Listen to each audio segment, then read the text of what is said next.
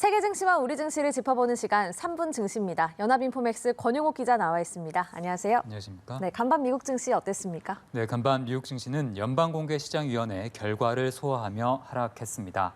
미국 기준금리가 연내 추가로 인상될 수 있고 내년에는 인하폭이 생각보다 작을 수 있다는 우려가 확산됐습니다. 마감가를 살펴보면 다우지수는 전장보다 0.22%, S&P 500 지수는 전장 대비 0.94% 각각 떨어졌고요. 나스닥 지수는 1.53% 내렸습니다. 연방준비제도의 9월 회의 결과가 예상보다 매파적으로 나왔습니다. 연준은 기준금리를 동결했지만 연내 0.25%포인트의 추가 인상 가능성을 열어뒀는데요. 연준 위원들의 금리 전망치를 담은 점도표를 보면 올해 말 기준금리 중간값이 5.6%로 지금보다 0.25%포인트 높을 것으로 예상됐습니다. 그리고 내년 말 금리 중간값은 5.1%로 예상됐는데요. 올해 한 차례 금리 인상 뒤에 내년에는 두 차례 정도의 인하가 예상된다는 의미입니다. 이 말은 곧 5%를 웃도는 고금리 환경이 오랫동안 이어질 수 있다는 뜻이기도 한데요. 제롬 파월 연준 의장은 자신들이 적절하다면 금리를 추가로 인상할 준비가 돼 있다고 했고요. 또 인플레이션이 목표치를 향해 지속적으로 내려가고 있다고 자신할 때까지 제약적인 수준에서 금리를 유지할 계획이라고 말했습니다.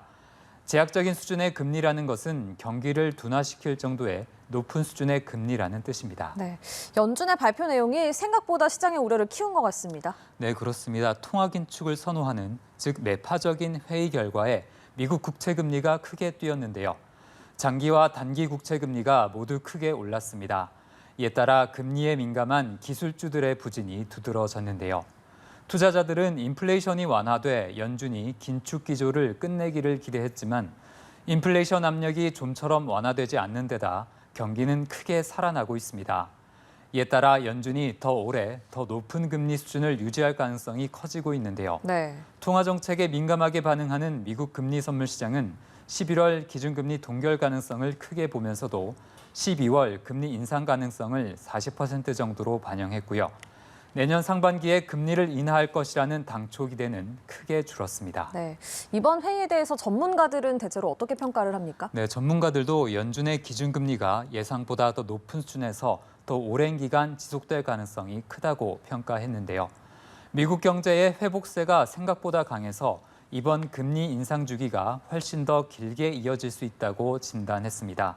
특히 내년도 금리 중간값이 올라간 부분에 주목하기도 했는데요.